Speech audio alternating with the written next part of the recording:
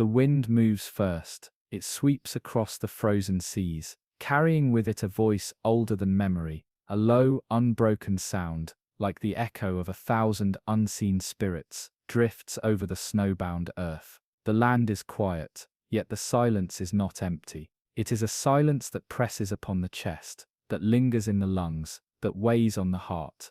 This is the North, where winter is not a season, but a ruler, merciless and eternal. The night stretches endlessly. In these latitudes, the sun disappears for weeks at a time, swallowed by a horizon that never brightens. When daylight does come, it is pale and fleeting, a fragile ribbon of gold quickly consumed by the oncoming dark. To step outside is to meet air so sharp, it bites at the skin. To draw breath is to feel the cold settle deep in the chest. And yet against this relentless assault of nature, there were people who endured. They were the Norse. They were the Vikings. But endurance in such a land was never a given. Imagine a family huddled together in their timber hall. The walls creak as the wind forces itself against them. The fire in the central hearth burns weakly, its smoke rising through a small hole in the roof. The flames offer light, but their heat does not reach the far corners of the room. There shadows pull, and frost creeps inward,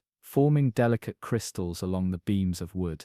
The world outside is deathly still, yet within the house, survival depends on more than fire, more than food, more than the human will alone. For in this land, no man, no woman, no child could outlast the winter unaided. And so the Vikings turned not only to one another, but to their animals, the quiet companions of their daily lives, who in the darkest months became the difference between life and death. Close your eyes and listen. Beyond the crackling of the fire, you might hear the steady rhythm of breathing, not human breathing, but the low measured exhalations of cattle resting in the byre. Their warmth fills the air, their bodies radiating heat into the wooden walls. Without them the hall would grow colder, and the night more dangerous. These animals, humble though they may seem, were guardians against the frozen silence. Now picture the dogs curled in the straw near the hearth. Their fur bristles as the wind howls through unseen cracks. Their ears twitch at every distant sound, at every groan of wood, at every imagined footstep in the snow. They are watchful even in rest. Their presence is not only protection from intruders, but companionship in a world where the nights are too long and the loneliness too deep. Above the rafters, a rooster may stir, shifting its claws against the beam. To some its crowing at dawn signals hope that even after the longest night, the world will wake again. To others it is a reminder of cycles unbroken, of time pushing forward, no matter how strong the grip of the cold. This bond between humans and animals was not born of sentiment alone, it was forged in necessity. Every creature had its role, and every role was essential. A horse was not simply a beast of burden, it was a lifeline, pulling sleds across ice, carrying warriors over snowbound fields, guiding travelers through storm and shadow. A goat was not just a source of milk, it was a vessel of survival, its body offering warmth, nourishment, and even hope. Yet this partnership went deeper still. To the Vikings, animals were never merely tools, they were companions in the truest sense, beings with spirits of their own, with places in both the earthly world and the mythic one. When a raven circled above the frozen ford, it was more than a bird, it was a messenger of Odin, a whisper from the gods. When a wolf howled in the forest, it was not only a predator's cry, but the echo of Fenrir, the great wolf of prophecy. The Vikings lived in a world where every animal was both flesh and symbol, both practical and divine. And so as the long winters pressed down upon them, the Norse people leaned on their animals, not only for food, clothing and labor, but for meaning itself. In the weary eyes of a cow, they might see patience. In the quick movements of a hunting hawk, they might see cunning. In the steady strength of a horse, they might glimpse the endurance they themselves needed to survive. Think again of the family in the longhouse. The father feeds hay to the oxen, his breath clouding in the cold air. The mother spins wool by the fire, her hands working even as her thoughts drift to the dark forest outside. The children press close to the dogs, finding comfort in their warmth. Around them life and survival are shared. The humans depend on the animals, and the animals in turn depend on the humans. This is not dominance, nor simple utility. It is a pact, silent yet binding, written into every heartbeat and every breath that fills the hall. The silence of the north was never empty. It was filled with the sound of hooves striking frozen ground, with the growl of a hound in the dark, with the lowing of cattle that warmed the night. These were the notes of survival, the music that played against the endless winter. And so as we begin this journey into the world of the Vikings, we must understand this truth. Without their animals, the Norse could not have endured. Their stories, their voyages, their legends, all of it rested on the backs of beasts. The frozen silence of the north was vast and merciless, but it was broken by the voices of animals who stood beside their human companions, guardians of warmth, protectors of life, symbols of something greater than survival. The wind moves again, the night stretches onward, but in the halls of the north, man and beast together defy the cold. Their story begins here. To understand why the Vikings clung so fiercely to their animals, we must first walk through their world, a land where beauty and brutality existed, side by side. The northern landscapes of Scandinavia were unlike any other place in Europe. Jagged fjords cut into the earth, like the scars of giants. Pine forests stretched endlessly, their trunks black against the pale snow. The sea, dark and cold, was never far away. Its waves froze in winter winds, its salt spray turned to ice upon wooden ships. This was the stage upon which the Norse lived, and it was not an easy one. The seasons in this world were extreme, not gentle cycles, but violent swings. Summer was a brief blaze of life. Meadows burst into color, streams ran swift and clear, and the sun lingered far into the evening sky. Crops grew quickly, animals fattened, and people gathered what they could in a race against time. But the wheel of the year turned swiftly, and autumn arrived with biting winds. Soon the endless night of winter descended, heavy and suffocating. Imagine the sun sinking below the horizon, and refusing to rise again. For months daylight was little more than a faint twilight, a dim glow that brushed the edges of the sky before vanishing into darkness. The stars shone with piercing clarity, and the aurora danced overhead in shifting curtains of green and red. These lights were mesmerizing, but they were not warmth. They were reminders of the distance between heaven and earth, between survival and despair. The Vikings did not have central heating, electricity, or endless supplies of food. They had timber halls, small fires, salted stores, and their animals. Winter was not simply cold, it was hunger. Fields lay frozen, crops could not be harvested, and the sea was often too violent to sail. Bread grew stale, fish supplies dwindled, and the air itself felt like an enemy. The people who survived here did so because they understood how to take every possible gift from the land and from their animals. There was always a stark contrast in the Viking mind. Summer abundance versus winter scarcity. In summer, hay was gathered by the cartload, salted fish filled barrels, and animals grazed freely upon the green fields. These were days of hope, days of plenty, but every man and woman knew it could not last. Winter demanded preparation. Winter tested foresight. Winter punished those who did not plan. This rhythm shaped not just the Viking economy, but their very soul. Their myths, their sagas, their gods, all reflected the struggle of light against darkness, of life clinging against death. To them, Ragnarok, the end of the world, was a frozen battlefield, a final winter where even the gods themselves would fall. And so every winter that came was both a challenge and a rehearsal, a reminder that survival was never permanent but always earned. Animals became the bridge across this chasm of seasons. In summer they grazed, multiplied, and grew strong. In winter they were protectors, providers, and companions. Cattle were fed with precious hay stored in barns. Sheep gave wool, spun into heavy cloaks. Dogs hunted scarce game through snowy forests. Chickens, even in the leanest months, could lay eggs to sustain hungry families. Every creature had its season, and every season leaned upon the next. Close your eyes and step into a Viking village in December. Snow piles against the roofs of turf-covered halls. Smoke rises in thin streams into the night air. Inside, the sound of children laughing mixes with the creak of wooden beams. Yet beneath that laughter lies an unspoken knowledge that supplies must be rationed, that storms may last for weeks, that illness can sweep through without warning. Every day is lived with care, every resource is guarded, and above all, animals are tended with as much devotion as kin, for their survival ensures human survival. But the land was not always merciful. Sometimes winters came early, fierce and unyielding, locking the earth in ice before the harvest was fully stored. Sometimes spring was late, withholding warmth until stores had nearly run dry. In these years, survival felt like a gamble, and the presence of animals became even more crucial. A cow that still gave milk, a sheep that still carried wool upon its back, a dog that could still catch a hare in the snow. These were blessings beyond measure. The Viking world of ice and darkness was not only physical but psychological.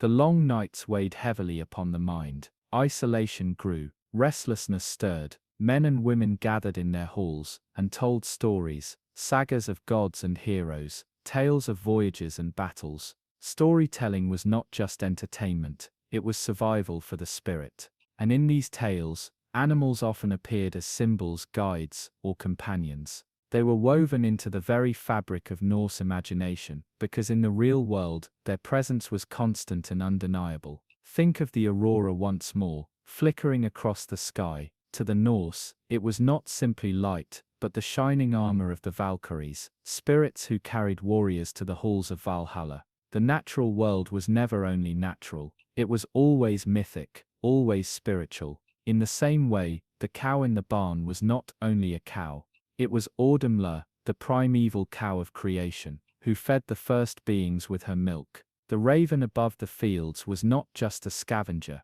it was Hugin or Munin, Odin's companions, watching and whispering knowledge. The lines blurred constantly between reality and story, between survival and meaning. This was the Viking world, a land where humans and animals shared not just space but destiny. Every winter asked the same question, would life endure? And every winter the answer came not from humans alone, but from the silent, steadfast presence of the animals that lived beside them. The world of ice and darkness shaped the Vikings into a people of resilience, creativity, and fierce dependence on every resource around them. It forged their culture, their myths, and their very survival.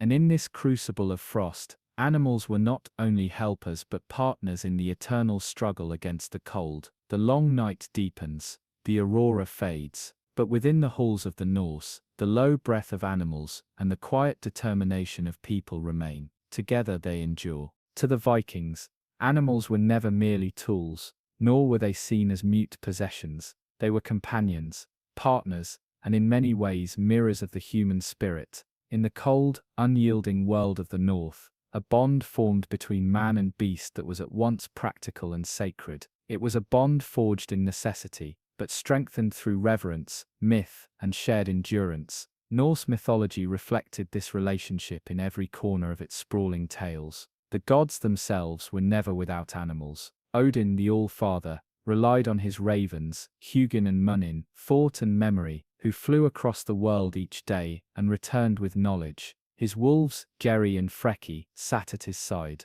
not only as symbols of power, but as reminders of loyalty and ferocity. Even his mighty steed, Sleipnir, an 8-legged horse, unlike any other, carried him across the 9 realms, swift and tireless. For the Vikings, these stories were not abstract fantasies. They were expressions of a truth the people already lived. The animals were woven into the fabric of existence itself. To see a raven circle above a frozen field was to be reminded of Odin's ever-watchful gaze. To hear the howl of wolves in the forest was to remember the cosmic predator Fenrir, bound by the gods but destined to break free at the end of days. To watch a horse stamp its hooves against the frozen earth was to glimpse Sleipnir's shadow in the mundane. Myth and life intertwined, each strengthening the other. Yet this reverence was not confined to the lofty realm of gods and sagas. It lived in the daily rhythms of survival. When a Viking farmer rose in the dark of winter morning, his first task was to feed the animals. He gave hay to the cattle,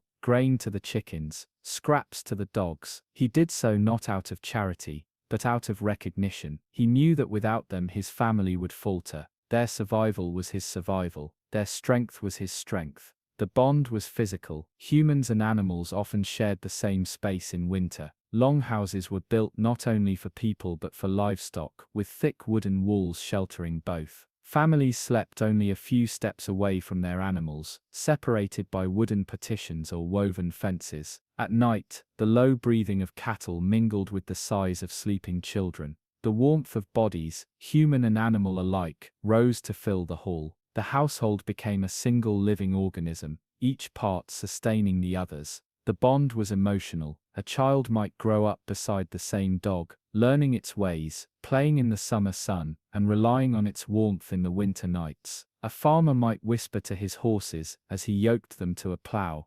acknowledging their toil, their patience, their quiet endurance. Even the slaughter of animals for food was done with solemnity. The Norse were not wasteful, and they knew the weight of sacrifice. Every part of an animal was used: meat, hide, bones, sinew. Nothing was discarded, because nothing was taken lightly. The bond was spiritual. Animals were thought to possess their own life force, a power known as hammer. Some were believed to carry the spirits of ancestors, or to act as guides between the human world and the unseen. Shamans, known in some Norse traditions as seether practitioners, could take on the forms of animals in visions or dreams. To become a bear, a wolf, or a bird was not fantasy, but an expression of spiritual truth, that humans and animals shared something deep and eternal. This way of seeing the world blurred boundaries. The Viking did not stand apart from the animals he tended, he stood among them.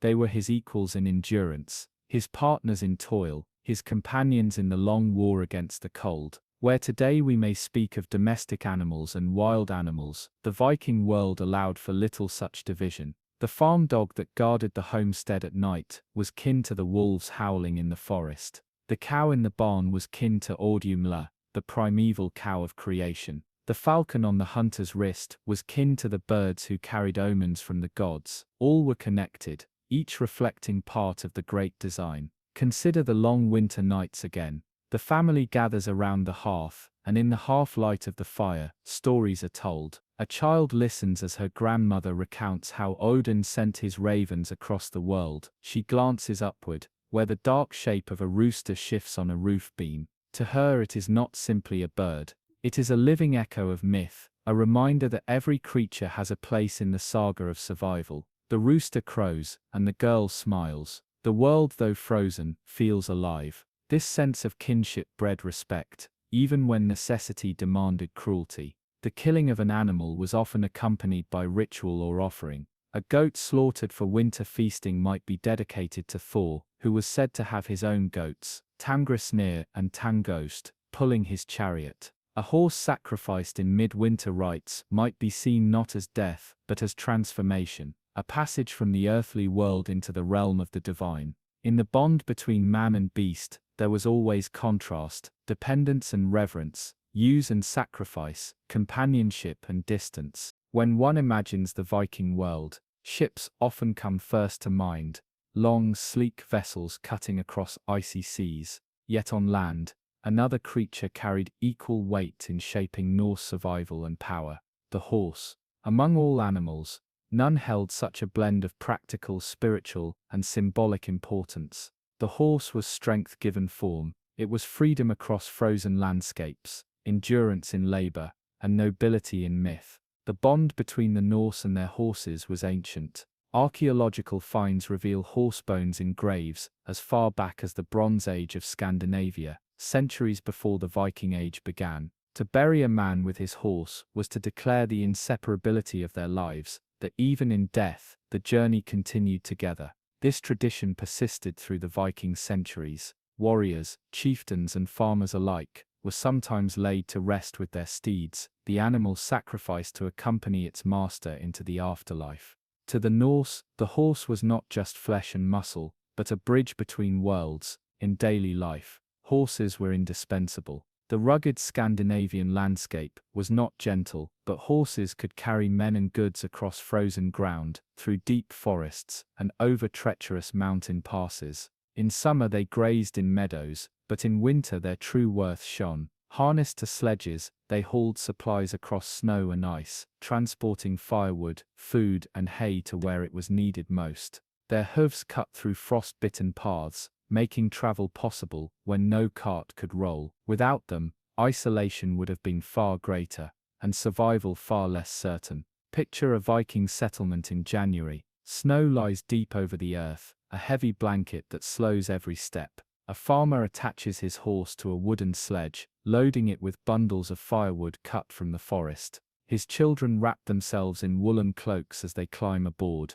With a sharp word and a flick of the reins, the horse begins to move. Its breath steams in the frozen air, rising like smoke. The sledge glides over the snow, carrying warmth and life back to the longhouse. In such moments, the horse was not only a beast of burden, but the very vehicle of survival. Horses also played a vital role in farming. Though oxen were often used for the heaviest ploughing, horses provided speed and stamina, especially in regions with lighter soil. They turned the soil in spring, carried hay in summer, and pulled loads year-round. The rhythm of their hooves matched the rhythm of Viking life itself, steady, enduring, and essential. But beyond their physical work, horses carried immense cultural weight. In Norse mythology, the greatest of all steeds was Sleipnir, Odin's horse. Unlike any ordinary creature, Sleipnir had 8 legs, allowing him to travel across the 9 realms with unmatched speed. He could gallop through the air, cross the sea, and even descend into the underworld. Sleipnir symbolized the unbreakable link between gods, men, and the worlds beyond. To own and ride a horse was to share in a reflection of Odin's own power, however faint. The Vikings held horses in such high esteem that they were often associated with fertility and prophecy. In some regions, sacred horses were kept and tended by priests, believed to embody divine will. Their movements were read as omens, their behavior seen as messages from the gods. To feed, groom, and ride such animals was an act of ritual as much as necessity. Horses were also central to sacrifice.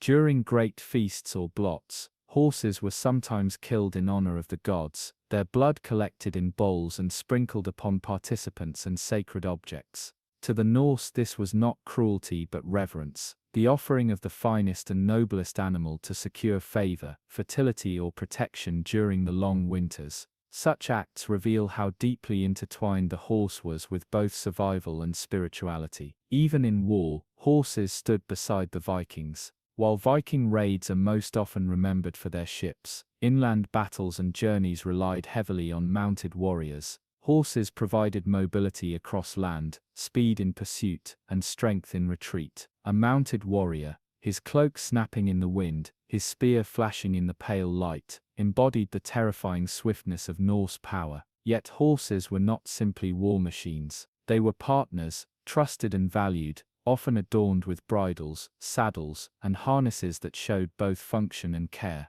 Consider again a winter journey. A chieftain rides at the head of his men, snow crunching beneath hooves. The path winds through forests thick with frost, the sky above heavy with clouds. Each breath of the horses rises in plumes, their manes dusted with snowflakes. The men follow silently, knowing that without these animals, the journey would be impossible. The horses are more than transport, they are the heartbeat of the expedition, their endurance a mirror of human will. For the Vikings, the horse also carried deep emotional resonance. To lose a horse was a heavy blow, not only in labor, but in spirit. Songs and sagas remembered the loyalty of steeds as much as the valor of men. A warrior might boast of his sword or shield, but to name his horse was to speak of his true companion. Horses bore names like Freyfaxi, Golfaxi, or Blottug, Olfi, names rich with imagery, meaning mane of Freya, golden mane, or bloody hoof. These names preserved memory, turning animals into legends beside their masters. Archaeological evidence supports this reverence. In burial mounds across Scandinavia, horses were interred with harnesses, ornaments, and sometimes with riders. One of the richest burials at Olsberg in Norway included not one, but several horses, sacrificed to accompany their mistress into death. These were not animals cast aside, but honored in the same way as human kin. To place a horse in a grave was to say this bond endures beyond the grave. Winter only deepened this connection. In the harshest months, a horse's survival depended on its master's foresight. Enough hay must be stored, enough shelter built, enough care given. The effort was great, but the reward was greater. a living horse in January, was a promise of mobility, labor, and hope in March. Each day of feeding, grooming, and sheltering was a reaffirmation of the pact between man and beast. The symbolism of the horse extended into ritual celebrations. At Yule, the great festival marking midwinter, carved horse figures sometimes adorned feasts. Wooden horses, later remembered as Yule goats or horse-like effigies, symbolized fertility, renewal, and the coming of light after darkness.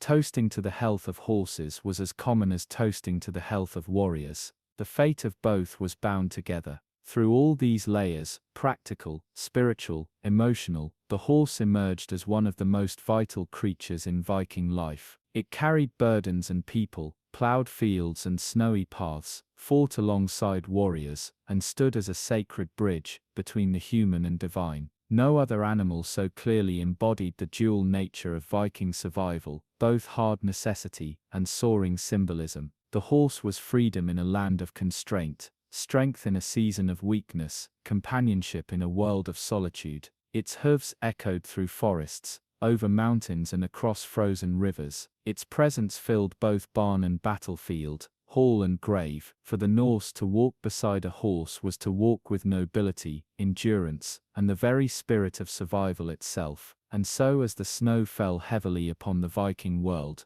the horse remained steadfast, a noble companion, a sacred ally, and a lifeline against the brutal winter. In its breath and its heartbeat, the Vikings heard not only the rhythm of survival, but the whisper of the divine. If horses carried the Vikings across the land and into legend, then dogs guarded them through the long silence of winter nights. Loyal, watchful, and tireless, dogs were woven into every part of Norse life. They were protectors at the threshold, hunters in the forest, companions at the hearth. In a world where danger prowled both outside and within, the dog was not simply an animal, but a guardian of survival. Archaeological remains reveal that Viking dogs came in many sizes and shapes. Some were large and powerful, suited for guarding livestock or accompanying hunters. Others were smaller, nimble, and adept at catching small prey. These dogs were not uniform breeds as we know them today, but hardy companions shaped by the needs of their people and the challenges of the northern climate. Thick fur kept them warm, keen senses guided them through snow and forest, and their loyalty bound them to human households. At night, when storms raged and winds howled against the timber walls, dogs lay near the doors of longhouses, ears pricked, eyes sharp. They were the first to sense an intruder, whether man or beast. Wolves prowled the forests, lean and hungry, their cries echoing across the frozen landscape. Bears sometimes stirred from dens when hunger pressed too hard. In such moments, it was the dog who heard first, who growled low, who warned the household before danger crossed the threshold. The Vikings may have kept weapons close, but the true alarm was often the bark of a faithful hound. Within the longhouse itself, dogs were more than guards. They were warmth. Children curled against them in straw beds, burying their faces in thick fur. Warriors returning from journeys rested with a hand upon their hound's back, finding peace in the steady rhythm of its breath. The bond was simple, yet profound, a presence in the darkness, a reminder that not all was hostile, that not all companions demanded words. In the forests, dogs became hunters. Winter was not only cold but lean, and wild game often determined whether a family endured or faltered. Dogs flushed hares from burrows, tracked deer through snow, and barked at birds in thickets. Together, man and dog worked as one. The hunter carried bow or spear, the dog carried instinct, speed, and endurance. Each depended upon the other. In this partnership, survival was shared. Picture a hunt on a frost-laden morning. The ground crunches beneath boots, breath clouds in the air, silence hangs heavy. A hunter crouches, eyes scanning the trees. At his side a dog waits, muscles tense, ears quivering at every faint sound. Suddenly it darts forward, bounding through snowdrifts, its bark breaking the stillness. A deer leaps, startled, and the chase begins. Man and dog together, their lives bound in this moment, each completing the other's task. If the arrow flies true, both will eat. If not, both will go hungry. Dogs also guarded livestock. Sheep and goats, vulnerable to wolves, relied upon the sharp senses of their canine protectors. Even when snow piled high, and fields lay empty, dogs patrolled the outskirts of farms, their presence alone enough to deter many predators. Their loyalty extended not just to people, but to every creature of the household. In their vigilance, the safety of barns and byres was secured. In Norse mythology, dogs carried symbolic weight as well. They appeared as guardians of thresholds, between home and wild life and death. In the sagas, great hounds sometimes guided heroes or warned them of danger. In mythology, the monstrous dog Garm was said to guard the gates of hell, the land of the dead. Just as real dogs guarded the entrances of longhouses, mythic dogs guarded the entrances of realms unseen. This parallel was not coincidence, but reflection. The dog was always the sentinel, the watcher at the boundary. Some sagas tell of warriors buried with their dogs, the two companions sent together into the afterlife. Just as horses carried their masters on final journeys, dogs too were thought to accompany souls into death. Their loyalty, unbroken by time or distance, made them fitting partners for eternity. The emotional bond between Vikings and their dogs is written not only in sagas, but in silence, the silence of burial mounds where hound and master lay side by side. It speaks of affection, respect and gratitude. The Vikings may have lived in a harsh world, but within that world, bonds of loyalty were cherished deeply. The dog was not only fed and used, it was remembered and honored. Dogs also entered ritual life. In some regions, they may have been sacrificed, their spirits offered to gods or ancestors. Though grim to modern ears, this practice reveals the importance of the dog. To offer one in sacrifice was to give something precious, something valued, a gift that carried true weight. Such offerings were not common, but marked moments of great significance. Winter deepened this relationship.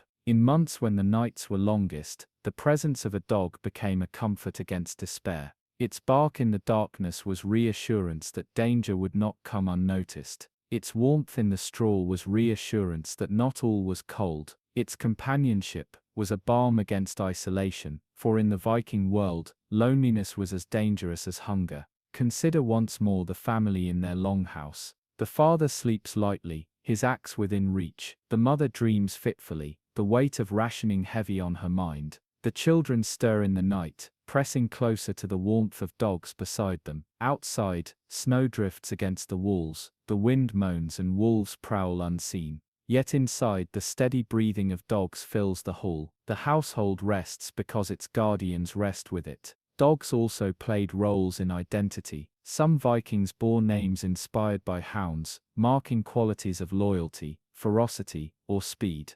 To compare a warrior to a wolf was to honor his ferocity. To compare him to a dog was to honor his loyalty. In this way, even language carried echoes of the bond. Through all of this, the role of the dog was constant guardian, hunter, companion, and symbol. It stood watch at thresholds, shared burdens in forests, warmed the young, and accompanied the dead. In its loyalty, the Vikings found protection. In its instincts, they found survival. In its presence they found comfort. The dog was not noble like the horse, nor bountiful like the cow, nor abundant like the sheep. Its gifts were quieter, but no less essential. It did not carry men to battlefields, nor fill barns with food, but it kept the household whole. It was the silent defender of hearth and kin, the unheralded partner in every struggle. And so in the frozen winters of the north, as storms howled and nights stretched endlessly, the Vikings leaned on their dogs. Faithful guardians, tireless hunters, and gentle companions, they embodied the qualities most needed in such a world: vigilance, resilience, and loyalty.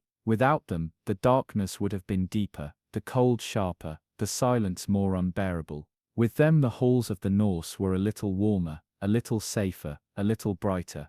If dogs were the guardians of the hearth, then cattle were the very heartbeat of Viking survival. In the long winters of the north, when snow-blanketed fields and the earth yielded nothing, it was cattle who provided the steady rhythm of sustenance. Milk, meat, hides, and bone. More than animals, they were wealth embodied, symbols of prosperity, and anchors of life itself. Step into a Viking farmstead on a frigid winter's day. Outside, frost hangs heavy on branches, the sky is low and grey, and the ground lies buried beneath ice. Yet inside the byre, Warmth radiates from the bodies of cattle pressed close together. Their breath rises in mist. The sound of slow chewing fills the air, and beneath their hooves, the straw is damp with life. To walk into that space is to step into the living engine of survival. Milk was perhaps the most immediate gift of cattle. It could be consumed fresh, but more often it was transformed into butter, cheese, and curds, foods that stored well and nourished families through the months when fresh food was scarce. Archaeological evidence suggests that butter and cheese formed staples of the Viking diet, and these were not luxuries, they were lifelines, dense with fat and energy, sustaining both children and warriors alike. In autumn, when slaughtering time came, cattle provided meat to be preserved for winter. The choicest cuts were roasted in feasts, honoring gods and ancestors. The rest was smoked, dried or salted. Every piece was used, muscle for sustenance, marrow for strength, fat for cooking. Even the bones found second life as tools or fuel. Waste was unthinkable. Survival demanded that nothing be squandered. The hides of cattle were as valuable as their meat. From thick skins came leather, durable, flexible, essential. Viking ships carried sails of wool, but their ropes and bindings often drew upon leather.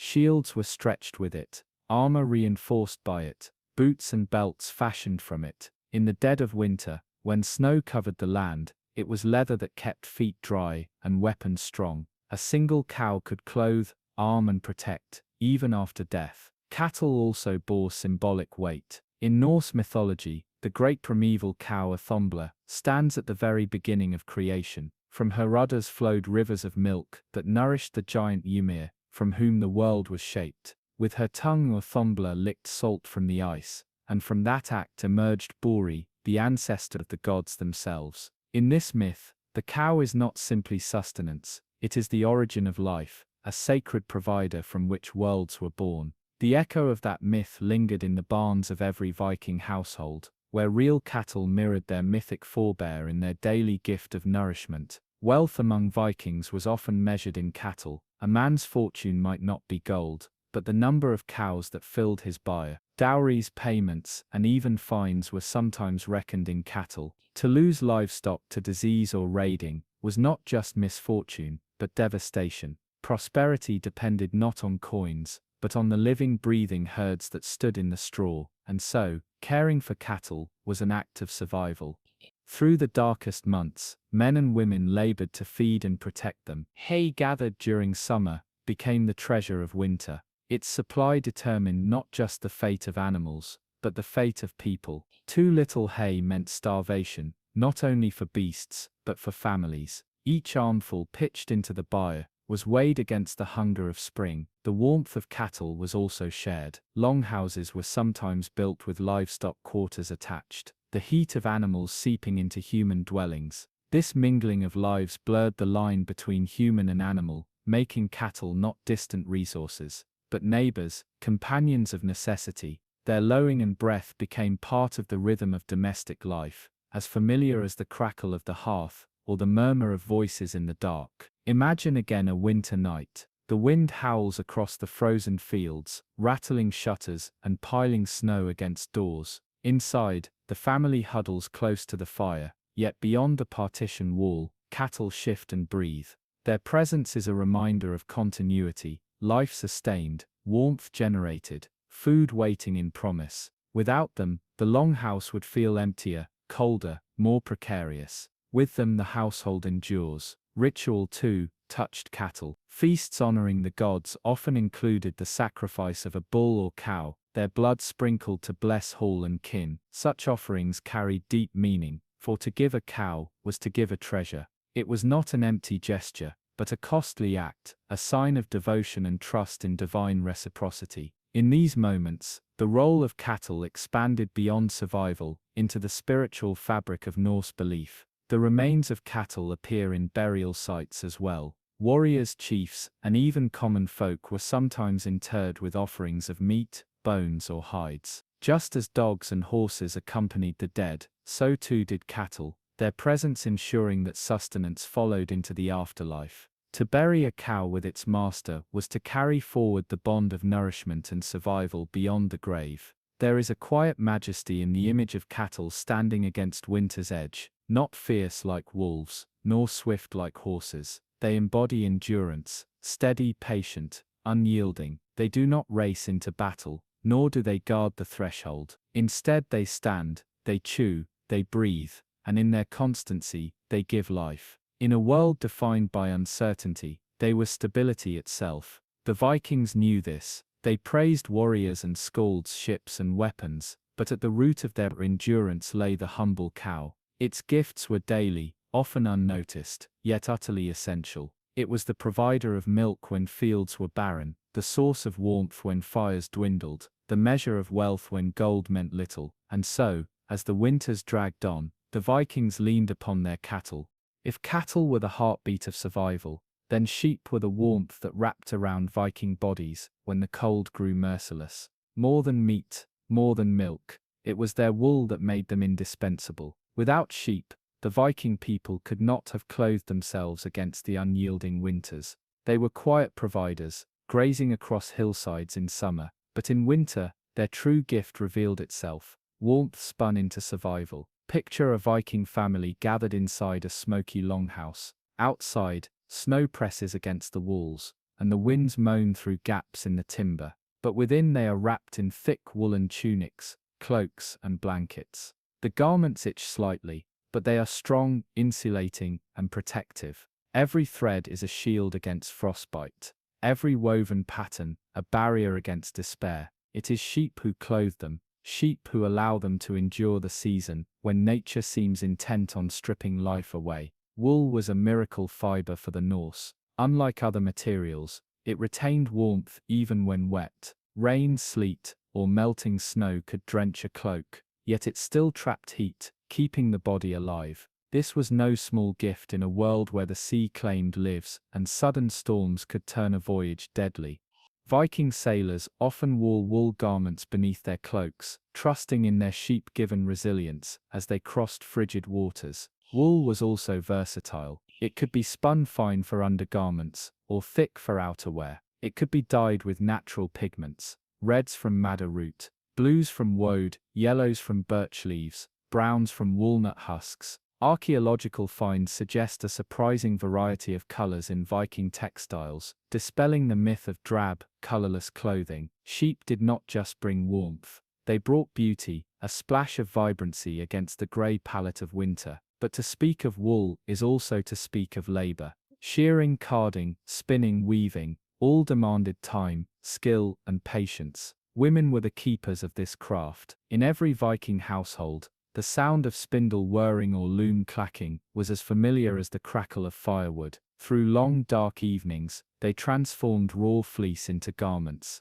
Each piece carried the touch of hands, the rhythm of daily life, the devotion of those who worked tirelessly to clothe their kin. The Norse sagas often mention cloaks and tunics as gifts of honor. To present a man with a finely woven cloak was to show respect, even love. A warrior might receive such a garment before setting out on a raid, a symbol of protection woven by the hands of women who prayed for his safe return. In these gifts, wool transcended utility, becoming a medium of memory, care, and human connection. Sheep provided more than wool. Their milk, though less plentiful than that of cows, could still be turned into cheese and curds. Their meat, though leaner, was eaten when needed, but it was their fleece that gave them their near-sacred status. Without wool, the Norse would have been forced to rely on animal skins alone, heavy, difficult to prepare, and less renewable. Sheep offered a sustainable cycle. Each year, fleece grew back, renewing the gift of survival.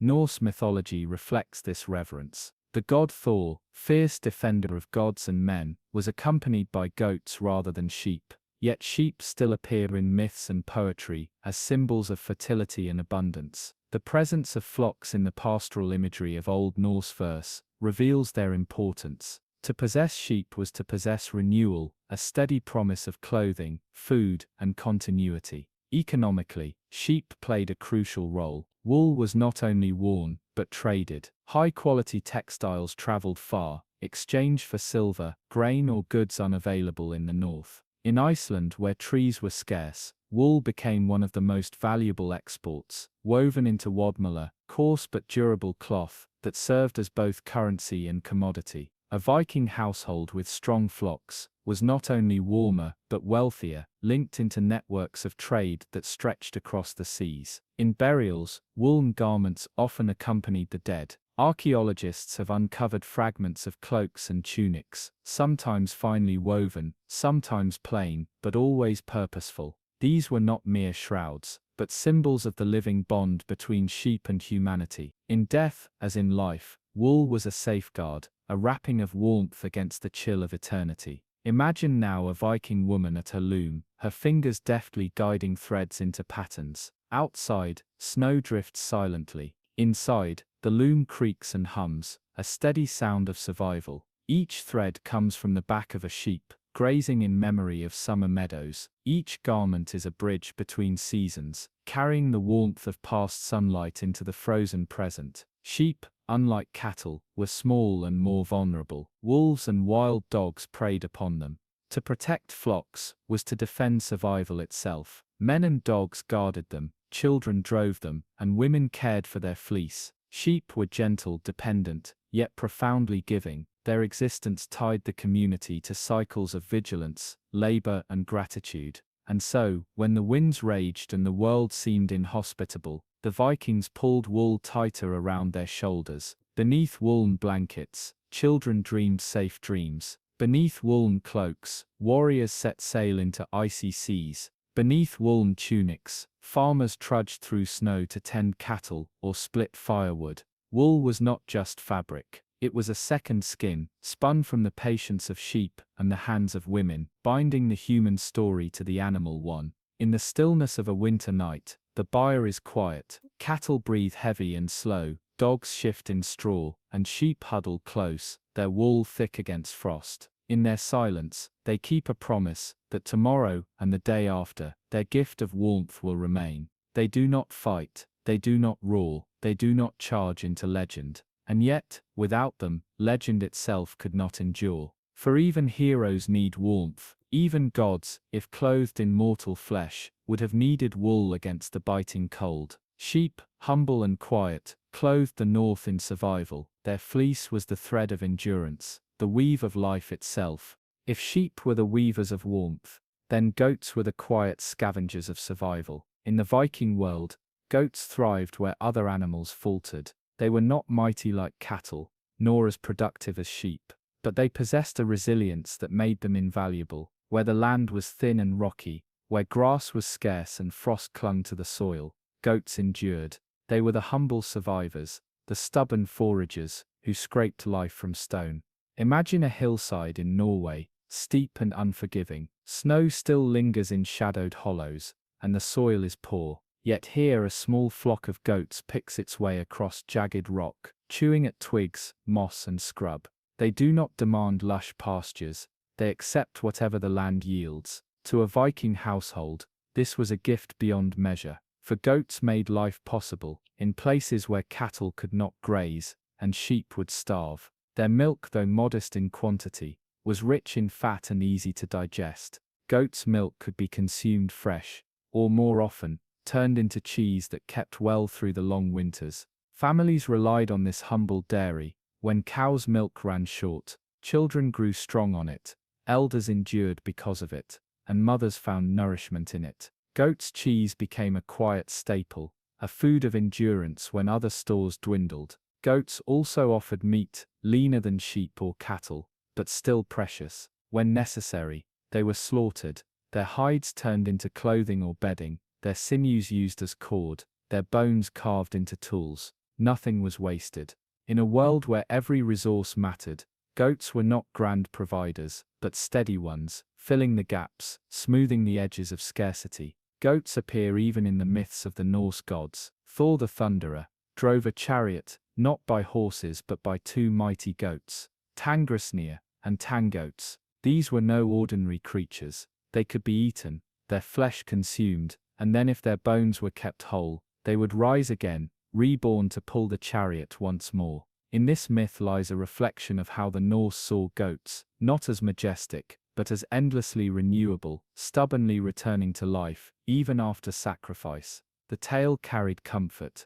Goats, humble though they seemed, could embody resilience, stronger than death. Their adaptability made them essential companions to Viking expansion. When Norse settlers sailed to Iceland, Greenland, and beyond, they brought goats with them. These hardy animals could survive on the edges of the habitable world, eating lichens, shrubs, and sparse grasses that no other livestock could manage. In Greenland especially, goats became vital. Amid short summers and long merciless winters, goats scraped by, providing milk and occasional meat where cattle and sheep often struggled. Yet goats were not loved in the same way sheep were.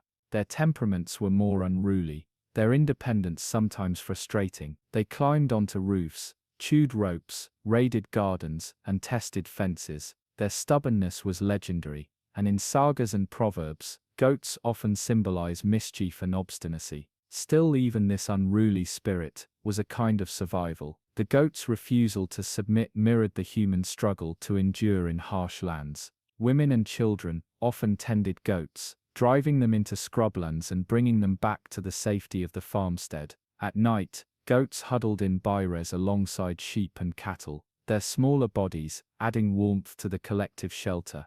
Their bleating filled the dark hours with sound, a reminder that life persisted outside the longhouse, even as snow pressed heavy against the walls. Goats were also a source of leather, thinner and more pliable than cowhide. This lighter leather was well suited for shoes, gloves, and bags. A Viking setting sail might carry a pouch of dried goat's cheese at his side, or wear shoes stitched from goat leather, unaware that the animal's gift would accompany him across oceans. In subtle ways, goats extended their survivalist nature into every corner of Viking life. Economically, goats had little prestige compared to cattle, whose numbers reflected wealth, or sheep, whose wool powered trade. But goats were invaluable insurance. They were the animals that could not fail. When winter was long, when pasture was meager, when misfortune struck, goats endured. They were the unheralded safeguard, the small, stubborn heartbeat against famine. The Icelandic sagas sometimes describe households measuring their stability not just in cattle or sheep,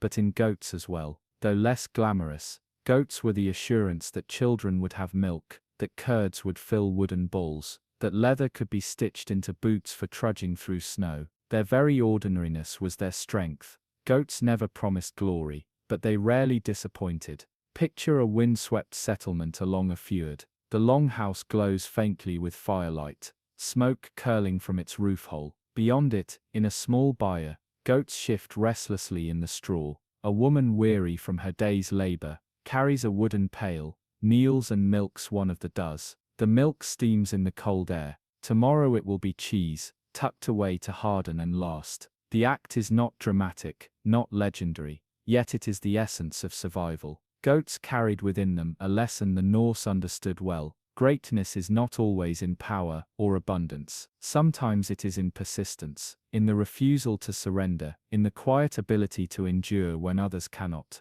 And so when the winter winds howled and snow buried the land, goats lived still, gnawing bark, nibbling at dry brush, surviving where survival seemed impossible. They were the unassuming guardians of resilience, the small shadows that kept hunger at bay. The Vikings, for all their gods and heroes, needed such creatures, for even Thor, wielder of thunder, entrusted his journey to goats. In that myth lies truth. Without the humble survivors, without the stubborn foraging, enduring goats, the Norse world would have been far more fragile. If goats were the humble survivors, then horses were the noble companions. Among the Vikings, no animal held such prestige, such symbolic weight, or such practical necessity. The horse was more than transportation. It was wealth, it was freedom, it was status. In a world shaped by harsh winters and rugged landscapes, the presence of a horse elevated a household, transforming survival from endurance into mobility, from stillness into possibility. Picture a windswept valley in autumn, just before the first frost. A Viking farmer leads his horse across a stubbled field, the animal's breath steaming in the cold air, its mane ripples in the wind, its hooves striking the earth with quiet authority. The horse is not just livestock, it is a partner, a creature capable of carrying burdens, pulling plows, or bearing warriors into battle. Its power radiates through every step, a reminder that where a horse stood, dignity, and strength followed. Horses played a central role in Norse culture and mythology. In the sagas and Eddas, they are constant presences. The most famous of all is Sleipnir, the eight-legged horse of Odin, swift enough to carry the All-Father between worlds. Sleipnir was no ordinary steed, but the very embodiment of supernatural strength and speed. This mythic horse reflected a truth in the Viking imagination. Horses were more than flesh and blood. They were creatures of the liminal, straddling the boundary between the mortal and divine. But beyond myth, horses had practical, irreplaceable uses. In farming communities, they pulled sleds across frozen fields, hauled logs from forests, and transported goods along icy tracks. They turned toil into progress, saving human muscle and expanding what was possible in daily labor. In the dead of winter, when snow lay thick, horses could drag sledges laden with firewood or grain, their sure hooves steady on the frost. In warfare, they became symbols of mobility and terror. Though the Vikings were not famed for cavalry in the same way as continental knights, horses nonetheless had battlefield importance. Raiders and warbands often used horses to reach coastal targets quickly, covering distances with speed no human foot could match. A sudden thunder of hooves, the flash of swords, and then retreat. Horses made such tactics possible. The animal's presence on the battlefield magnified human ferocity, lending force to reputation as much as to blade. For the household, the horse was often the most treasured possession. Unlike sheep or goats, horses were not slaughtered casually. To kill a horse for meat was to sacrifice prestige, for its value alive far outweighed its worth as food. Yet in ritual, horses held a different place. Archaeological evidence across Scandinavia reveals horse burials, skeletons laid alongside warriors and chieftains, sometimes richly adorned, sometimes simple. To be buried with one's horse was to carry companionship into the afterlife. In these graves, we see how deeply the Vikings revered their steeds, not merely as tools, but as honored partners worthy of death's great journey. Horse sacrifice also held a sacred dimension. In some rituals, horses were offered to the gods, their blood spilt in ceremonies that bound communities together. The sagas whisper of such sacrifices, linking horses with divine favor, fertility, and the cycles of life and death.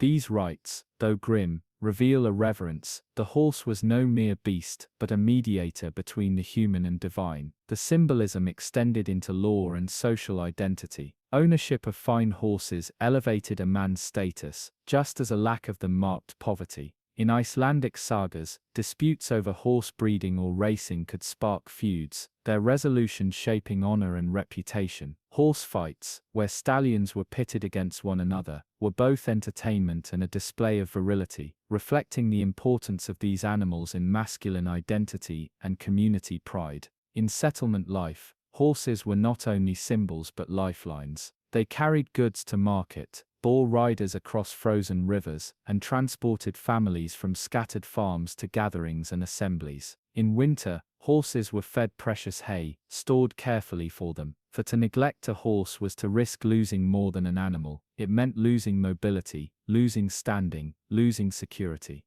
Imagine a snowbound farmstead. Outside, the wind howls and snow falls in thick silence. Within the stable, a horse shifts on its hooves, warm breath misting in the dimness. A boy slips inside, carrying a bundle of hay, his small hands trembling from cold. He strokes the horse's neck, whispers to it, then leaves the feed in the manger. For that family, the horse is as vital as the hearth fire. Its strength will pull their sledges, carry them to neighbors, perhaps even save their lives if escape or trade is needed. Yet horses also represented luxury. Not every household could afford them, and those who did often reserved their finest animals for riding rather than labor. Sturdy farm horses pulled loads, but sleek, well-bred horses carried warriors or chiefs. To see a man on horseback was to see power embodied. In sagas, heroes are often introduced with descriptions of their steeds, as if the horse itself reflected the nobility of its rider.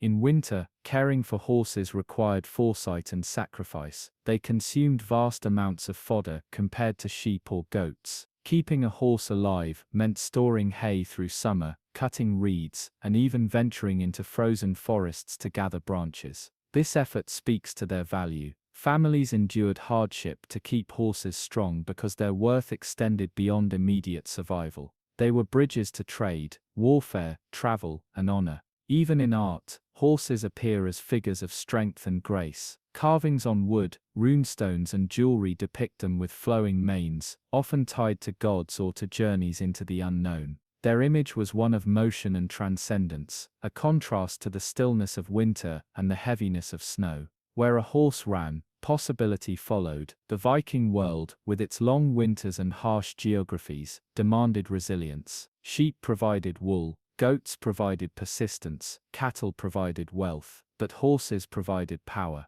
They transformed survival into movement, labor into progress, prestige into myth. Without horses, the Norse would have been earthbound, tethered to small valleys and fjords. With them they spanned lands, raided shores, and carried their culture outward.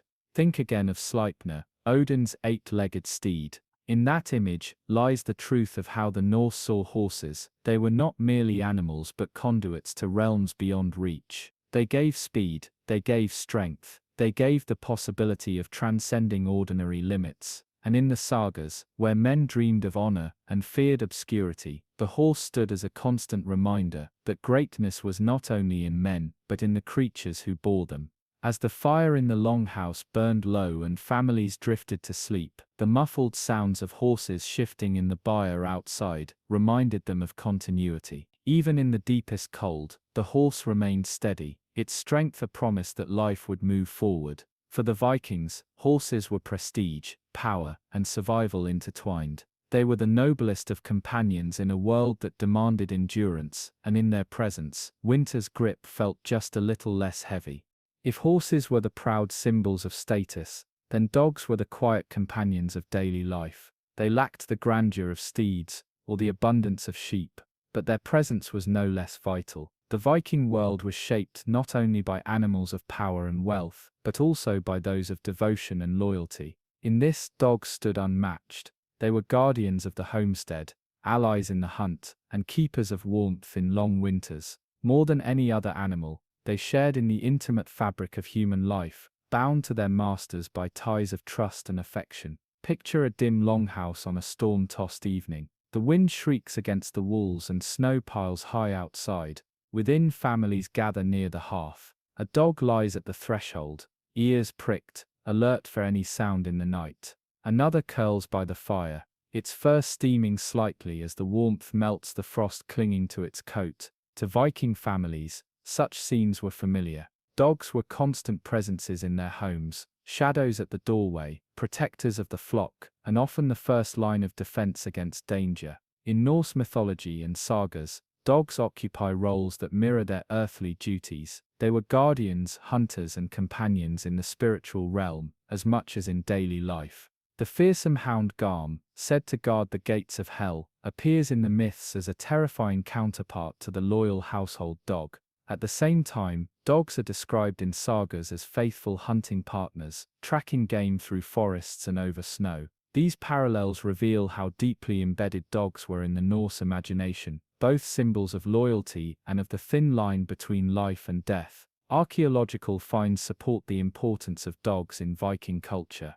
Graves have been uncovered, in which dogs were buried alongside their human companions, sometimes with collars, sometimes with offerings. To be buried with one's dog suggests a bond extending beyond life, a partnership that outlasted the mortal world. These animals were not merely functional, they were cherished. Their loyalty was honored in death, as in life, but loyalty was only part of their value. Dogs had many practical roles in Viking society. In hunting, they were indispensable. Game such as elk, deer, and wild boar required skilled tracking and courage, and dogs provided both. A dog's keen nose could pick up trails invisible to human senses, guiding hunters through dense woods or across snowy plains. In the hunt, dogs transformed chance into certainty. Their speed and ferocity could corner prey, turning the dangerous pursuit of wild beasts into a communal victory. Beyond hunting, dogs safeguarded the household. They patrolled the edges of farms, barking at intruders, whether thieves, wolves, or strangers. In winter, when hunger drove wild predators close to settlements, a dog's warning bark could mean the difference between safety and devastation. Families trusted their dogs to sense danger before it arrived, their sharp ears and instincts tuned to threats in the darkness. Inside the home, dogs provided companionship and warmth. In long nights of winter, when frost crept along the timbers of the longhouse, the presence of a dog was comfort in itself. Their bodies added warmth to shared sleeping spaces, and their steady presence soothed fears. To children, dogs were playmates. To elders, they were guardians. To warriors, they were symbols of loyalty. Some dogs were bred for size and strength, others for speed and agility. The sagas mention great hounds gifted by kings, animals so prized that they became tokens of diplomacy.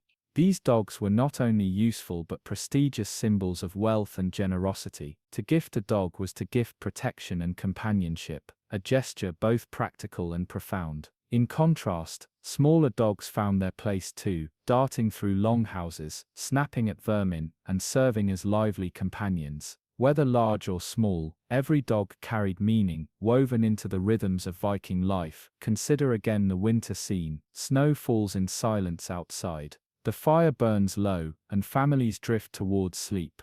In the hush, a sudden growl from the dog at the door startles them. The animal has sensed movement, a shadow in the night, perhaps only wind, perhaps more. The family rests easier knowing their guardian watches. In that simple act, the dog secures the fragile line between safety and danger.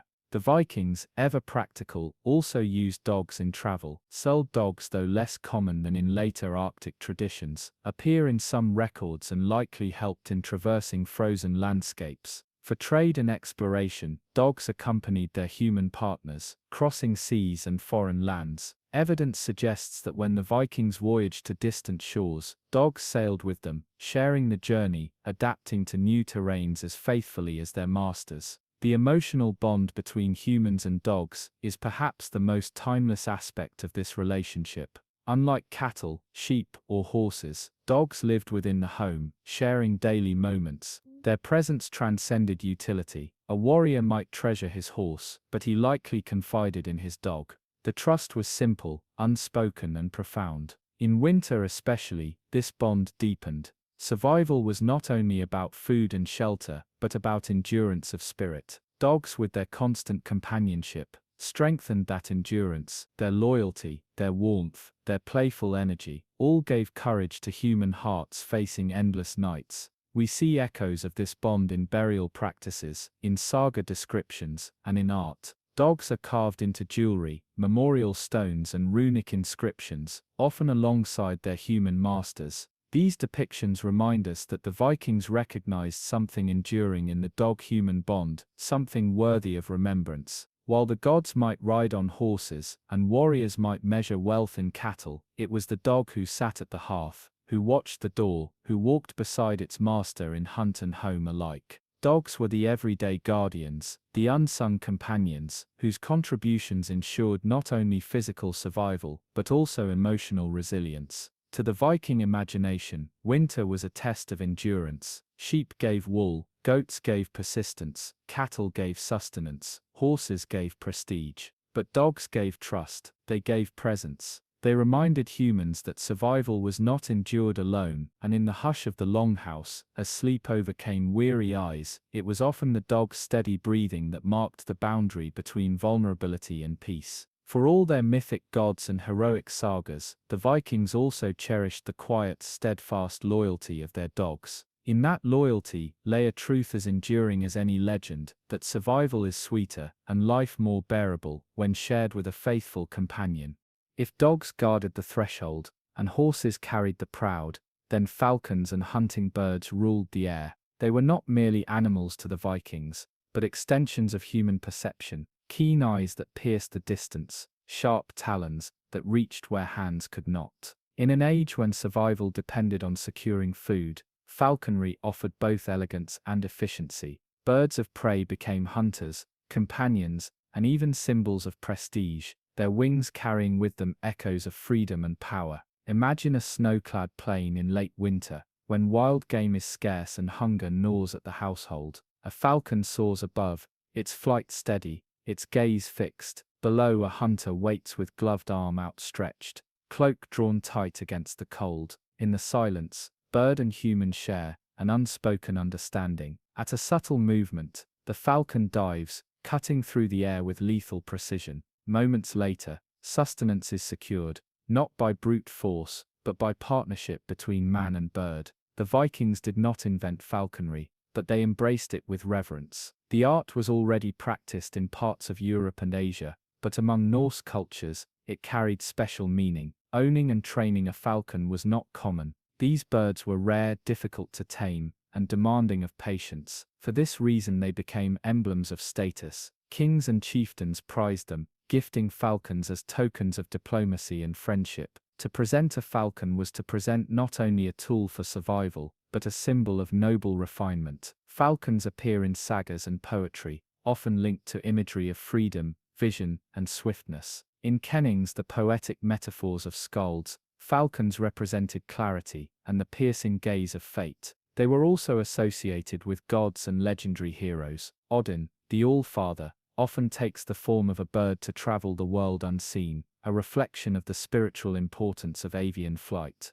To own a falcon was, in a sense, to hold a fragment of that divine power. Archaeological evidence suggests that falconry reached Viking societies through trade and contact with other cultures. The Norse were travelers and traders, encountering the art of falconry in lands as far-reaching as the Middle East and bringing it back to their northern homelands. Written sources from neighboring peoples describe Vikings gifting and receiving trained birds, cementing their place in cross-cultural exchange. The very presence of falcons in burial sites confirms their symbolic and practical importance. Some graves contain falcon bones placed carefully among human remains, suggesting that in death, as in life, the partnership continued. Practically, falcons and hawks were hunting allies. In the harsh northern winters, wildfowl such as ducks, grouse, and even hares became critical sources of food. Falcons excelled in catching these elusive prey, swooping down where human weapons might fail. Their eyes, attuned to movement across vast distances, detected prey long before hunters could. In this way, falcons extended human reach into the skies, transforming survival from a matter of endurance to one of collaboration. But beyond sustenance, the presence of a falcon carried intangible benefits. They embodied beauty in motion. To watch a falcon wheel through the sky was to witness grace amidst hardship. In long winters, when monotony and despair threatened the spirit, the flight of a falcon offered a vision of freedom, a reminder that even in frozen lands, life could soar. Training falcons required patience, skill, and a calm hand. Unlike dogs, who lived in constant proximity to humans, falcons existed on the edge of wildness. A falconer had to balance respect and authority, nurturing trust without extinguishing the bird's fierce independence. The process itself mirrored the Viking ethos: strength tempered with wisdom, control mingled with freedom. The emotional bond between falconer and bird, though less familiar than that with dogs or horses, was nonetheless profound. The falcon was not domesticated in the same sense. It always retained a spark of the untamed, yet that very wildness made the bond more precious. Each successful hunt affirmed trust,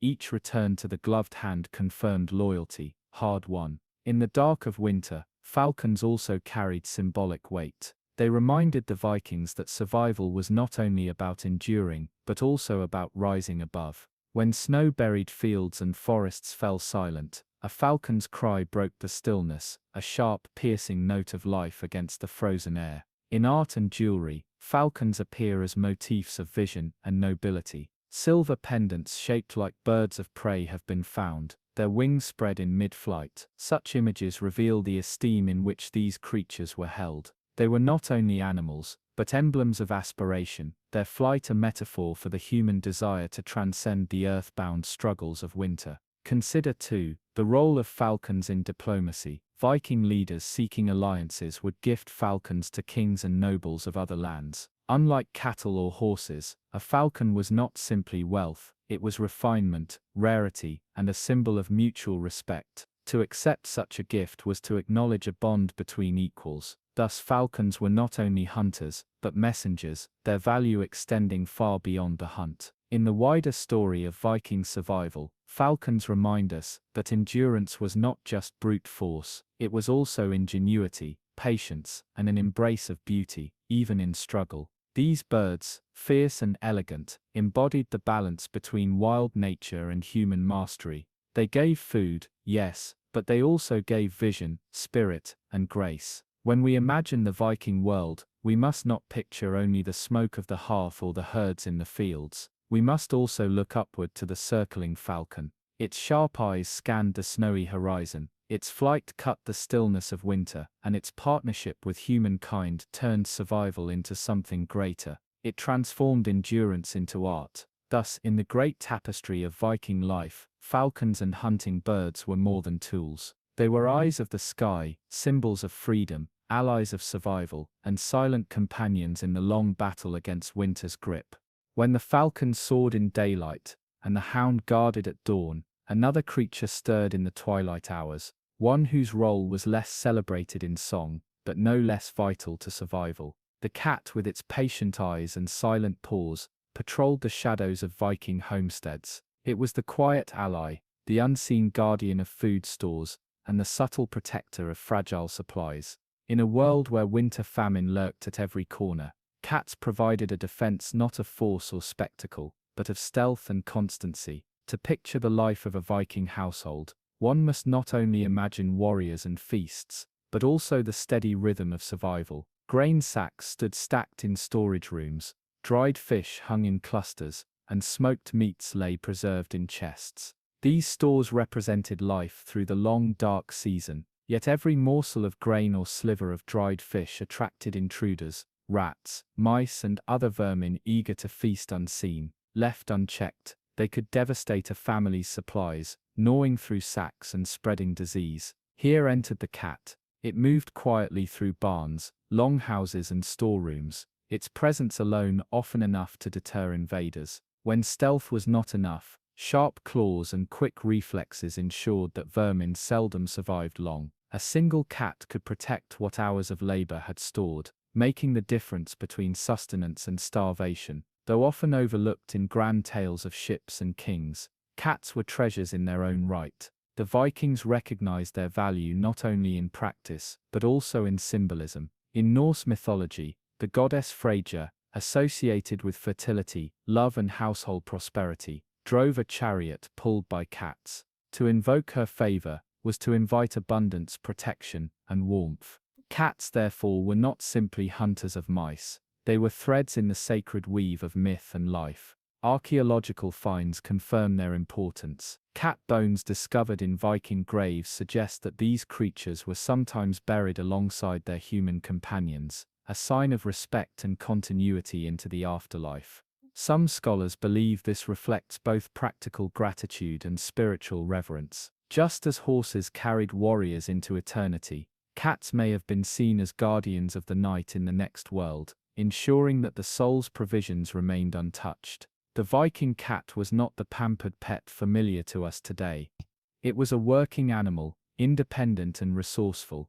Gebulgen, independent and resourceful, yet this independence only deepened the sense of mystery and admiration surrounding it. Unlike dogs, which thrived on obedience, or horses, which required constant human care, cats walked a narrower line between wild and tame. They were allies, not servants. They lived within Viking homes, but they retained a freedom of spirit, a sovereignty respected by their human companions. In the long dark nights, when wind rattled the doors and cold seeped through timber walls, families huddled near the hearth. Somewhere in the shadows, a cat would move, its eyes glinting in the firelight, its ears alert to sounds unheard by human ears. For children, this presence was comforting. For parents, it was reassurance that their stores would remain safe. The cat's nocturnal nature matched perfectly with the unseen threats of winter, making it a guardian when human vigilance waned. Their role extended beyond barns and homes. On Viking ships, cats were sometimes carried aboard to control vermin that could infest grain stores during long voyages.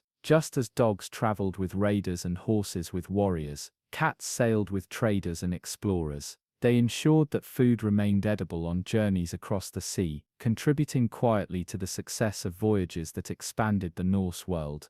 Cats also inspired a certain cultural duality. They were revered for their usefulness, yet feared for their independence. In some later folklore, cats carried associations with witchcraft or the uncanny. Their luminous eyes, silent tread, and mysterious behavior sparked wonder as well as unease. For the Vikings, this dual nature likely reinforced their symbolic power. The cat as both a guardian and a liminal figure, poised between the domestic and the wild, the earthly and the mystical. Consider the contrast. The dog barked loudly, announcing threats to all. The falcon dove visibly from the sky. The horse thundered across the earth. The cat, by contrast, defended through invisibility. Its victories were seldom witnessed, its work hidden in the still of night. And yet, without its silent vigilance, granaries might empty, voyages might falter, and winter survival might fail.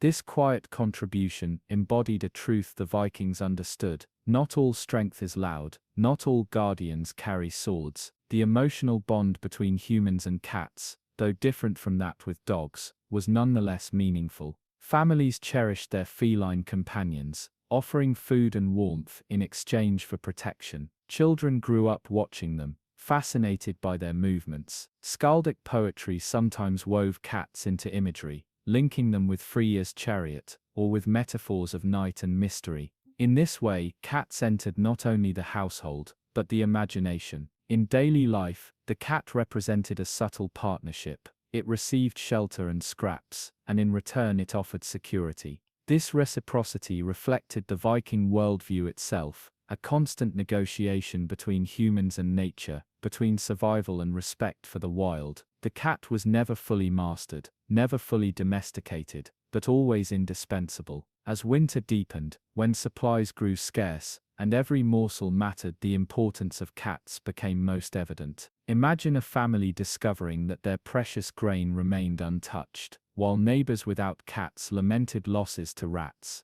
The difference could mean not only hardship, but death. In this way, the cat's contribution, though silent, resonated with profound impact. Even in burial and ritual, their presence lingered. A cat interred with its owner suggests gratitude, continuity, and perhaps even hope, that in the next life, the silent hunter would continue its watch. In this sense, the Viking cat was both earthly and eternal. Thus, within the grand symphony of Viking survival, of horses that carried, dogs that guarded, and falcons that hunted, cats played a quieter melody. They were the night's protectors, guardians of food and flame, companions of gods and mortals alike. Their gift was subtle yet priceless, the preservation of life in silence. When we envision the Viking world, we must not only see sails against the horizon or warriors at the feast, we must also imagine the hush of midnight, in a timbered hall, where a family sleeps and a fire burns low. In the shadows, a cat moves unseen, yet ever present. Its watchful eyes gleam in the dark, its silent steps preserve the fragile line between hunger and survival. And so the Viking cat remains a reminder that survival was not always won by noise and strength. Sometimes it was ensured by silence, patience, and the quiet mastery of a small creature who walked softly through the night. Long before the Vikings built their ships or carved their runestones, they told stories in which animals were never mere beasts of burden, but spiritual companions, symbols and messengers between worlds. In the harsh landscapes of Scandinavia, where winter pressed heavily upon every life, animals were more than allies in survival. They were woven into the very structure of belief. To understand how the Norse endured the long nights and how they found meaning within them, we must enter this sacred realm where myth and reality intertwined like the branches of Yggdrasil, the great world tree. At the heart of Norse cosmology stood Yggdrasil, an immense ash tree, whose roots and branches bound together the 9 realms. It was not only the stage upon which gods and men existed, but also the dwelling place of creatures that embodied eternal truths. At its roots gnawed Nidhugg, the dragon of destruction, forever threatening to undo creation. Along its trunk ran the squirrel Ratatoskr, ferrying insults between Nidhugg and the eagle perched in Yggdrasil's crown. Even here, in the very bones of the cosmos, animals played roles of conflict, mischief, and balance. To the Norse mind, animals were never separate from the sacred order. They carried and reflected its mysteries. Among the gods themselves, sacred animals served as companions and emblems of divine power. Odin, the Allfather, was never depicted alone. Upon his shoulders perched Hugin and Munin, two ravens whose names meant thought and memory. Each day they flew across the world, returning with news of all they had seen. Through them, Odin extended his sight and knowledge, demonstrating that wisdom came not only from human counsel, but from the keen awareness of the natural world. In these black-feathered messengers, the Vikings saw the embodiment of insight and vigilance. Thor, the thunderer and protector of mankind, was likewise bound to animals. His chariot was drawn not by horses, but by two colossal goats, Tangrisnir and Tanjorst. These goats were more than beasts of burden. They embodied a cycle of sacrifice and renewal. Thor could slay and eat them at the evening feast, so long as he left their bones unbroken. By morning they would rise again, restored and ready to draw his chariot once more. This myth reflected an ancient recognition of the animal's role in sustaining human life. They gave their flesh to nourish, yet their spirit endured, cyclical and eternal. Freyja, goddess of love, beauty and fertility, was carried by cats, sleek and mysterious, pulling her chariot across the skies. To the Vikings this image was not whimsical, but profound. Cats, as we have seen, were guardians of the home, defenders of food stores and creatures of both independence and intimacy. In Freyja's chariot, they symbolized abundance and protection, blessing households with prosperity even in the lean months of winter. The sea god Nerd was linked with seabirds, whose cries echoed along the coasts where fishing communities depended upon the ocean. His children Freyja and Freya represented fertility and the renewal of life, often symbolized by boars. Freyja's golden-bristled boar, Gullinbursti, shone with light, leading his way through the darkest nights. In Gullinbursti, one can see the echo of the earthly pig, whose meat and fat were crucial for surviving long winters. The myth elevated this practical truth into cosmic symbolism. The boar was not just food, but radiance and strength, guiding mortals through darkness. Beyond the gods, sacred animals also lived within the sagas and folk tales told around winter fires. Wolves were feared and revered alike. Fenrir, the monstrous wolf fated to kill Odin at Ragnarök, embodied chaos and destruction. Yet not all wolves were malign. Some sagas tell of wolves who guided, protected, or avenged. The wolf thus embodied duality. It was the danger lurking in the wild, but also the emblem of loyalty and ferocity when bound by oath. For Viking families, who sometimes heard wolf howls in the frozen night, this dual vision was deeply resonant. Bears too held symbolic power.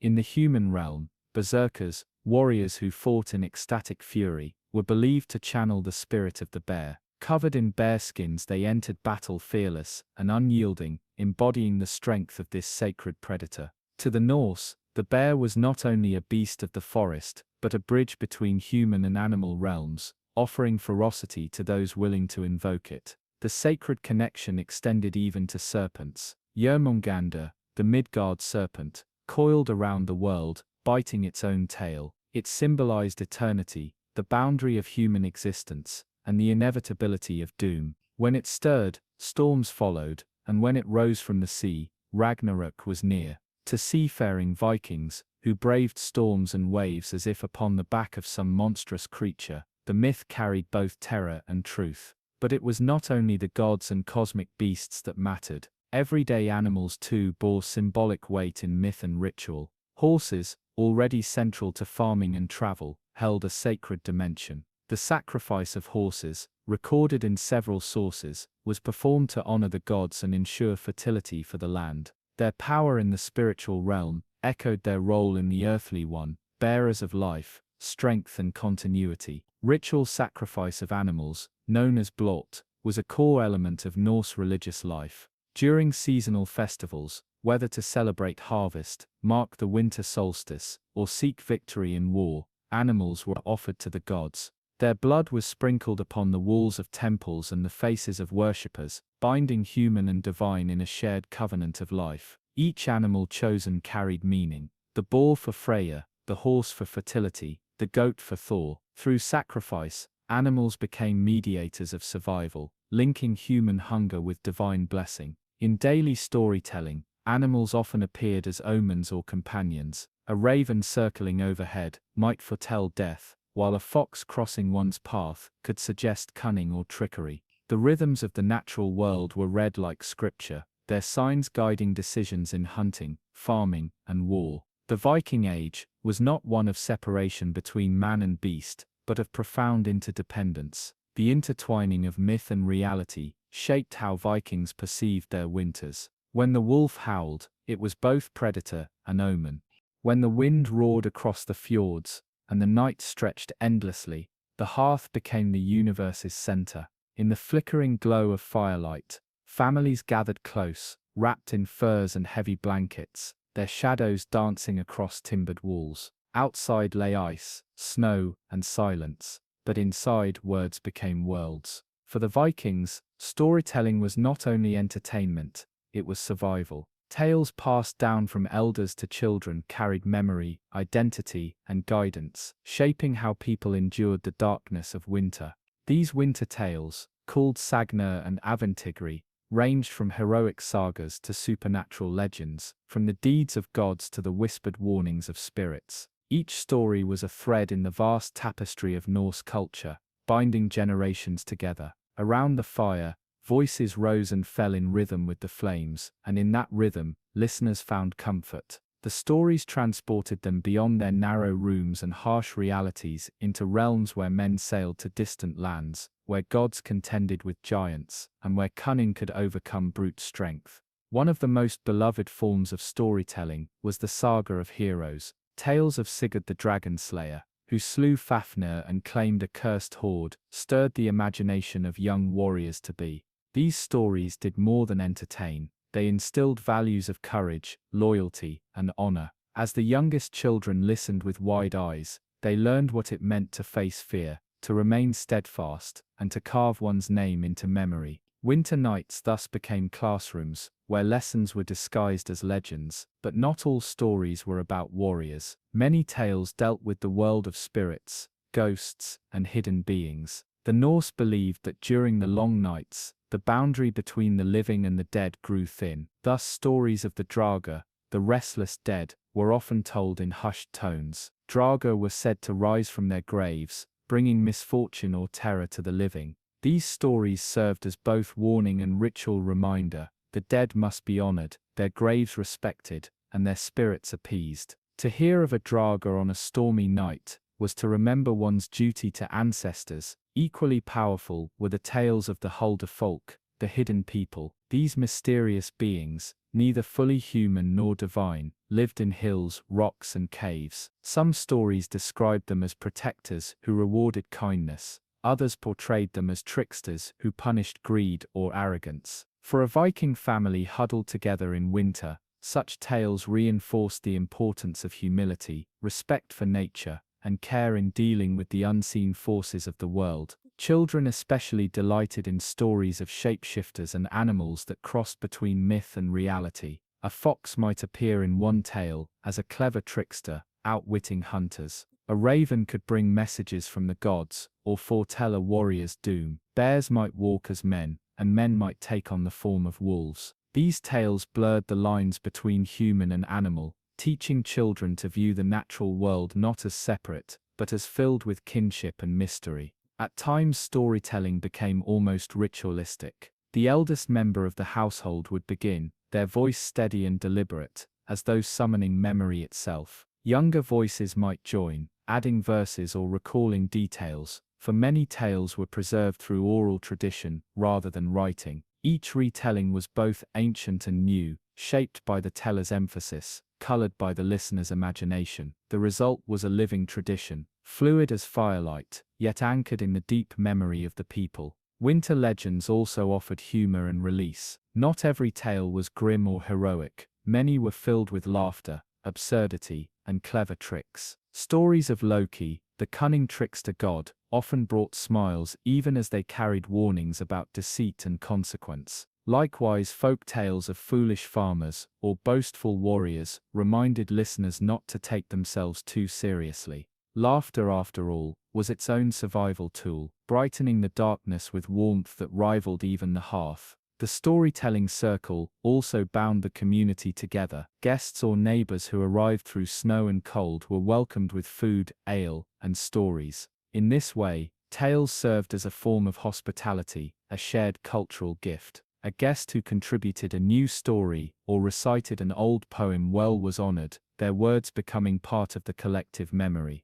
In this one sees how narrative was not only personal but communal, a shared fire of meaning that burned across households and generations. The role of skalds, poets trained in the art of verse, was especially important. Skalds composed intricate poems, weaving kennings, poetic metaphors, into their lines. Their skill turned ordinary events into immortal memory, preserving victories, voyages, and family deeds. When a skald spoke by the fire, the room was transported, for their words carried the weight of tradition and the artistry of craft. In their verses, even the bleakest winter became part of a grand narrative, where every hardship had meaning within the greater saga of the people. Yet beneath the surface of entertainment and artistry lay a deeper truth. Storytelling was a shield against despair. Winter could be long and merciless, filled with hunger, illness, and uncertainty. To tell stories was to push back against silence, to remind one another of continuity, resilience, and hope. Each tale said in its own way, "We have endured before, and we will endure again." In the end, winter tales were not about escaping reality, but about transforming it. The darkness outside became the stage for gods and heroes. The wind's howl became the growl of a giant. The creak of timber became the footstep of a drauga. The spark of the fire became a sign of divine presence. Through stories, the Vikings reimagined their world, making hardship meaningful, danger instructive, and survival sacred. And so, while the snow drifted higher against the walls and the ice thickened on the fjords, the Vikings endured not only with bread and mead, but with words. Their legends, whispered and roared, became the true fire of winter, a flame of memory, imagination, and hope that no darkness could extinguish. As the final embers of our long winter journey fade, we return once more to the heart of the Viking world. We began amid roaring winds, endless nights, and frost-bound seas. We walked with hunters across frozen forests, stood beside herders who trusted their flocks for warmth, and followed skalds whose words carried light into the dark. Now, as the story draws to a close, a truth becomes clear. Survival for the Vikings was never about brute strength alone. It was about bonds with animals, with family, with story, and with the natural world itself. When we look back at the Viking Age, it is easy to imagine only warriors, sails, and battlefields. Yet beneath the clang of steel and the crash of waves lay something quieter, but no less powerful, the steady rhythm of life, shaped by winter. For half the year, nature tested them relentlessly, and in that crucible, they forged strategies of survival that were as much cultural as practical. Animals were central to this strategy, not as tools alone, but as companions and kin. Consider the reindeer, the cattle, the goats, and the sheep. These were more than livestock, they were lifelines. A cow's milk meant children could drink when fields lay buried under snow. A sheep's fleece meant warmth when icy winds cut through wooden walls. Horses carried men through frozen passes, and dogs guarded hearths against prowling wolves. The Vikings saw themselves not as separate from these creatures, but as participants in a shared struggle. To harm an animal without reason was to endanger survival. To treat them well was to ensure the household endured. The myths reflected this bond. Odin's ravens, Hugin and Munin, flew through the skies, gathering knowledge and watching over the world. Thor's goats, Tangrisnir and Tangrista, pulled his chariot, sacrificed and reborn with each feast, embodying renewal through endurance. Freyja's cats, drawing her chariot, reminded listeners of the strength found even in small, quiet companions. These divine animals were not ornaments to myth, but reflections of daily reality, creatures as vital in heaven as on earth. We also saw how winter taught discipline, patience, and ingenuity. Nothing could be wasted. Every bone, every hide, every drop of fat served a purpose. The art of preservation, smoking, drying, fermenting, turned scarcity into stability. In a way, the Vikings' relationship with animals was an extension of this principle, a partnership of mutual survival, honed across centuries, that kept hunger and cold at bay. But perhaps the most enduring lesson comes not from food or clothing, but from spirit. During the longest nights, it was not the strength of muscle that carried families forward, but the strength of imagination. Around the fire, stories transformed hunger into endurance, fear into awe, and darkness into wonder. Animals again found their place here as guides, omens and symbols. To speak of wolves and ravens was to speak of the mysteries of life itself, how fragile it was, and how deeply it intertwined with every creature under the sky. As we trace the arc of this story, one begins to see how survival in the Viking Age was both material and spiritual. A farmer feeding his sheep, a child listening to a tale of Thor's goats, a woman spinning wool into yarn, a skald weaving kennings into verse, all of them participated in a single act of defiance against winter's silence. Each gesture, no matter how small, echoed the same declaration: we endure together. This legacy did not vanish when the Viking Age ended. The sagas preserved in Iceland still sing of men and beasts, gods and storms. Folklore across Scandinavia still whispers of Holder folk, of wolves howling under the northern lights, of spirits who linger in the snow. Even today, travelers who journey northward can feel some trace of that ancient endurance when standing under a sky heavy with stars and silence. The animals that sustained the Vikings remain symbols of resilience and balance, reminders that survival is not domination over nature, but partnership with it.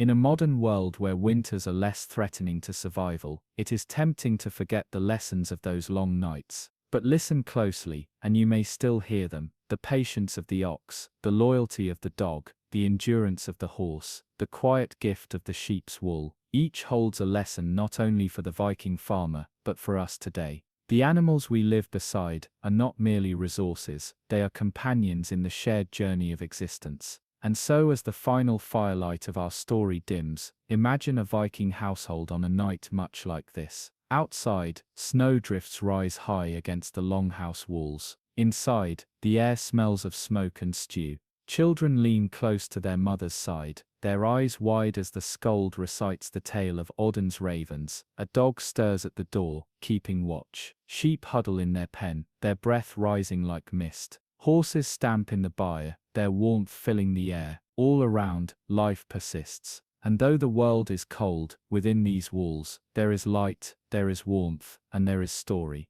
This is how they endured, not through isolation, but through connection. Not through conquest, but through balance. The Vikings survived the most brutal winters because they understood what we so often forget, that to live is to share, to give, to honor the bonds that tie us to each other, to animals, and to the land itself. Their saga reminds us still. When the nights seem long, when the winds howl, and hope feels far away, remember the Viking fires. Remember the ravens who fly above storms, the goats who return each morning renewed, the sheep whose wool warms even in the deepest cold. Remember that survival is not a solitary act, but a shared one, for in the end, endurance is not measured in strength alone, but in the bonds we keep, the stories we tell, and the light we tend in the darkness.